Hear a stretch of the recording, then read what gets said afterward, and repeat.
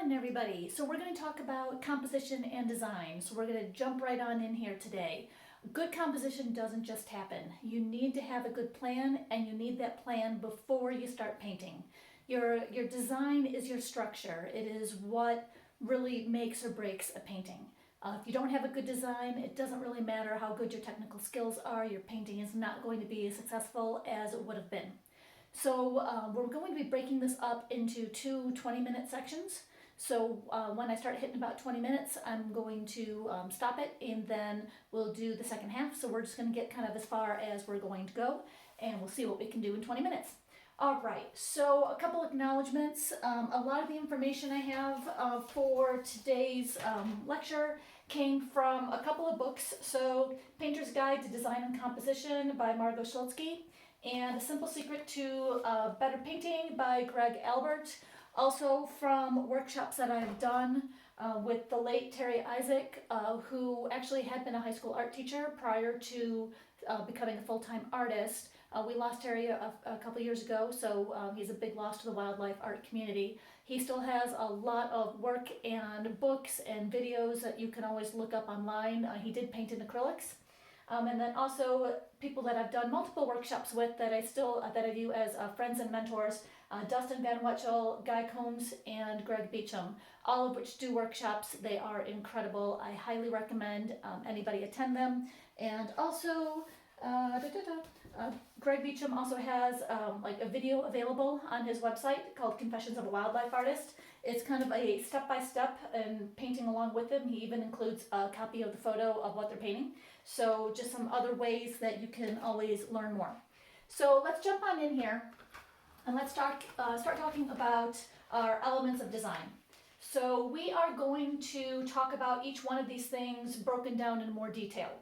But just as a general overview, when we're talking about design, we need to think of space, shape, size, line, value, color, texture, edge, pattern, interval, proportions, gravity, attitude, position, direction, and movement. So this all sounds overwhelming, but trust me, when we break it all down, you're going to see how everything works together, and it's going to actually be something very attainable. When we look at all of these things, among them, we start getting our contrast and emphasis, our rhythm and movement, our harmony and discord, and our balance. And balance can be either static or dynamic. Balance does not mean equal, so we're going to talk a lot more about balance in later classes. In all of these things, something you're going to hear me say often is there's always going to be something that will be dominant, something that will be subordinate, and something that will be an accent. And that is within each one of these and amongst them. So we're going to repeatedly, you'll hear me say most, some, and a bit. And that's going to come up over and over again. So let's kind of jump on in. And I'm going to flip everything over here. So we're going to talk a little bit about line and division of space. Our brains like things to have variety. So the Simple Secret to Better Painting book has a lot of visuals. These are some of the ones I've taken out of the book, and then also some others from other lectures. But if you really need a visual grasp, it's a great book to have to really be able to see what these concepts really mean. But our brain craves variety. You know, things that are very equally balanced are not going to keep our attention. So what we don't ever want to do is divide our space of our work in half. So when we're coming up with our design or our composition, we don't want a horizon line in half. We don't want everything equally broken. We call this is actually like a flag where you've got 3 equal spacings. It can be used if you have a reason for it, but again, when everything is equal, it is not as dynamic. It's not going to keep our attention. Now, if we drop the line either down to like the bottom, third or so, and then our spaces are divided very differently, even we could have, if we wanted 3 sections, we can have 3 sections, but they're all unequal. Or vice versa, you could put this line up high, low horizon, high horizon kind of thing. Things become more visually dynamic. They become more exciting. Similarly, things in nature are random. They are not even. So oftentimes, I've heard this like all throughout painting, don't evenly space things. And we automatically lean to doing that. We want to do that. We don't even necessarily see ourselves doing it. But painting grasses, painting trees, we just automatically start making them equal. So you really have to pay attention to that, and that's something that you'll hear again repeatedly from me. So if we look, and all of these are pretty much equally spaced, okay, there's a little pattern forming there. It's all right. But when we start breaking up our intervals a little bit more, we can almost feel like this might even be like a forest, where there's trees that are closer together and some are farther apart. This automatically becomes a little bit more visually exciting. We can get to the point where it's almost very energizing or very chaotic when everything's are going different angles. Some are thicker, some are longer, some are shorter. I mean, this is a whole lot of variety happening here. Similarly, it's not just horizontal or vertical lines, but also on our diagonals. What we don't want to do is divide things corner to corner. This actually creates a visual sink, and it'll make the viewer's eye just drop right off. When, if we're looking at things on an angle, because sometimes that's what our scenes are. I mean, we can always have a diagonal horizon line. But here, these are again very equally spaced. So it's pretty much this, just with a little diagonal line. It's better than going directly in half corner to corner, but even better is when we have an unequal distribution of space. So these are just things like when you're thinking about where to place your horizon line to keep in mind. If your horizon is on an angle, you want to make sure that your space is not equally divided. Or if it's straight, you want to either choose low or high. If you're painting something with a lot of verticals, again, we want to have some variety there. Now, if we're looking at mountains, for instance, when we're little especially, we just make things even. Like that's a very simple, okay, look, I made a mountain. Again, everything's kind of equal. If we start shifting it off to the side, it starts becoming a little bit more interesting, but we've got everything coming off the horizon at the same point. But now if we start lower and go up higher to a peak, and then there's just a little bit coming down, this again becomes more energized. We can start adding more peaks. In this one, it's great that they're different sizes and they are coming off at different places, but the angles are pretty much the same. When we start varying our angles as well, it becomes more interesting. And then varying our angles, varying our sizes, again, it's just all these things that create more dynamic experience when you're looking at things. All right. So that's a little bit just online. Now, I have heard over and over again, make shapes interesting, and I couldn't grasp that.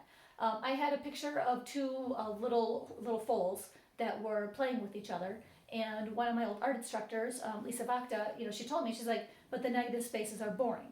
So your positive space is a space that an object or something that you can touch takes up. So like I'm positive space. Now with my arms here, the space in between is negative space. Okay, so you want to make sure that your spaces and shapes are interesting. Well, what's an interesting shape? I mean, I have nothing against circles, but let's start with our circle. So if you have a regular circle, then okay, so it's a circle. You start elongating it, but if you start getting like nooks and crannies and ins and outs, it starts getting more energy and more interest. It's more fun to look at. Same with triangles. You can elongate a triangle, you can throw it on a tangent. But if you start, adding ins and outs and just a lot of variety, the shapes become more interesting. We don't want to have just big blank triangles. It will pull the eye right to it, but it's not going to be very exciting. So same with a square. You can elongate a square. You can, start putting angles into it. But again, the more complex the shape gets, the more visual interest it has. Now, how does this correspond to real things? Let's imagine our tree. So we've all drawn our trees like this, our little lollipops. Now, if we start giving that lollipop some indentations, innies and outies, it becomes a little bit more interesting. Now we make it even more complex, and okay, we've got multiple trunks coming up, and we've got all these different shapes and forms that the different leaves will take in different levels, and this becomes a lot more visually interesting. Spacing is also very important. We actually, in our house, we've got the big pencil cypress that go up along our driveway, and they're all straight and columnar and evenly spaced, and it's a formal and a very pretty feeling. However, it's not very natural. Now, if we have different shaped trees in different sizes, this is a little bit more interesting than this to look at, but again, they're still kind of equally spaced. And we will just by nature automatically equally space things, so it's something you really have to pay attention to. Now, if we make the spaces a little more unequal, it gets a little bit more interesting, but even better, let's say we overlap. So there's spatial tension here, which we're going to talk a little bit about spatial tension. So when these things are almost touching but not quite touching, it makes you uncomfortable. Now, if there's an overlap, but overlaps happen in nature that feels better. So again, if you look at these, this is the most interesting, this is the most natural. We have some overlap, things are different shapes and sizes, they're unequally spaced. So that's just a little bit about shapes. Now, design principles, I got, this is pretty much straight out of Dustin Van Wetschel's lectures and his workshops, so thank you, Dustin. I did speak with Dustin, Guy, and Greg ahead of time, so they are aware I'm going to be showing their art and things in these lectures. So just to put that out there, they are aware. Thank you guys for all being very, for offering to let me use them. Okay, anyways, design principles. So intervals, basically, we're going to be dividing our intervals up. We're going to be using our negative spaces. Size is a really important design principle. When you have something big with something small, that automatically increase interest. Direction and movement. So having things, that are, you can feel the movement when it's a two-dimensional static painting. Attitude. So placing angles on opposing angles. This can be very effective in poses and postures of different animals. Head tilts and things like that can definitely convey a lot more emotion than when things are just static and straight. Gravity or weight is also another very effective principle. So you can almost imagine like if we have big high mountains and then a very low horizon line, you can just feel just the weight. Position. Things can become dominant or subordinate based on where you put things. Something up high has a more dominant position, whereas if something is low, and especially if it's small, it's going to feel like more subordinate, especially like if you're looking at a predator-prey relationship. Color is, we're going to talk a lot more about color and color theory, but again, we're going to talk about the dominant, subordinate, and accent, or most, some, and a bit. Like in this one, obviously the big is white, and then the subordinate would be the purple, and the accent would be the yellow. So color is something that we're going to be talking a lot about and how to use it effectively. Shapes. Using repetitive shapes can be a very good way to move the eye around and to create harmony and unity in your piece. And then texture can be used, especially when you have contrasting textures. If you imagine like big hard rocks and then you put like a nice fluffy little animal or fluffy sheep on it, that can definitely create a lot of interest. And that's what this is all about. It's about moving the viewer's eye around, making them want to look at the piece longer rather than just look at it and then say, okay, I've seen what there is, and look away. So that's really what a lot of our design is about, or what our goals are. Okay, things that don't work. So, and I've done these. I have made most of these mistakes. So I can tell you, yeah, they don't work. So unless you have a good reason to use these things or to break the quote-unquote rules of composition, you want to avoid doing this. You don't want something smack dab in the center, or the fried egg composition. Kind of similar to that would be bullseyes and targets. All this is going to do is draw the eye into the center. You're going to look at it, and then the viewer is going to say, well, I've seen it, and look away. Like we talked about before, we don't want to do corner to corner symmetry because it's a visual weight. It's just going to drop the viewer's eye right out of the piece, and they're going to move on to something more interesting. We don't want to rotate things around the center. Patterns, using a pattern that is the same, has the same intervals everywhere, for the most part, it's not going to be very effective. Now, you can use it to offset something, to isolate an element, or to show some individuality. There can be reasons for patterning. And, if you're doing patterns like in nature, they're more random. So seemingly random placement of objects that are similar in nature, shape, or color can be effective and can lead the eye around, but you have to have interesting intervals. So you don't want to do this even patterning. And this one I've done, this is a painting I'll never finish. I actually have a painting of a mountain lion that is completely on the right-hand side, and it's all grass on this side, and it's just completely off balanced. It doesn't work. So you don't want a big weight on one side. We're going to talk about like quadrant tests and making sure that all 4 quadrants have something interesting going on, and it goes along with the whole keeping different intervals. So when we talked about the whole fried egg center weight thing, one time when you can use that is if you're showing something incredibly powerful, But even then, it's still better to keep the eyes off the main center. Like if you've got a big animal running at you, like a big elephant or a big bison or a big bear, they can be centered, but usually you're going to have the eyes up here, or the eyes down here. So either way, your focal point's still going to be off the center. So you have to be really careful if you're going to center weight something about how to do it most effectively. And I would say when you're starting out, you just want to avoid it, because until you really understand this and until you really know what your plan is, then you don't want to try things that you don't understand. The composition rules have been around for eras, generation and generation. Many, many, many artists have used them for years and years and years. They have been tried and tested. There is a reason why they exist, and it is something that you do want to heed. One thing that we're going to hear that is one of the, especially when you're starting out, a really good thing to use is the rule of thirds or the golden mean. Okay, so with the rule of thirds, you're going to divide your canvas into thirds, both horizontally and then vertically. The intersections of these points are a good place to put your focal point. Okay, now if you have a really complex composition, this might not work. But in general, starting out, you don't want to do really complex compositions anyways. So this is I think one of the most tried and true rules that you should go for when you are planning your composition. We're going to go through some examples of good compositions from Guy, from Dustin, from Greg, and I'm going to use some of my own paintings as well that are going to illustrate both the design principles, but you'll also notice that the focal point that tends to be in one of these quote-unquote sweet spots. Okay, so some of the design overall plans that we're going to talk about, the design composition schemes and plans.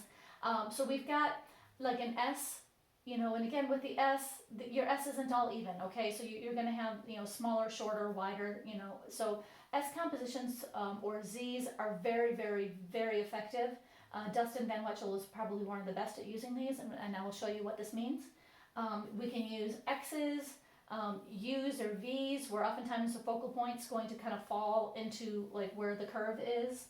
With using an X, it is going to be kind of up by the intersection, but even notice with this X, it's not going X marks the spot dead center. It's off center. This is skinny. This is fat. They're uneven. Even when you're using these things, you want to make sure that your intervals are different. A T can be a lowercase or uppercase, T, so cruciform. H's are also very similar, and again, your focal point is going to oftentimes be where the intersections of these main shapes come together. L shape, the J shape, the C shape, the O or the tunnel, and I know this cuts off a little bit, so I'm going to raise this up a little bit. So we have like our C shape, we have our O or the tunnel. Horizontal bars can be used, but again, I would avoid doing the banner or flag in the center, have things unequal. And then pyramids or triangles, and especially you can use opposing triangles, can also be very, very effective. So what we're going to do at this point is I'm probably going to stop this video, and then we're going to start with part 2.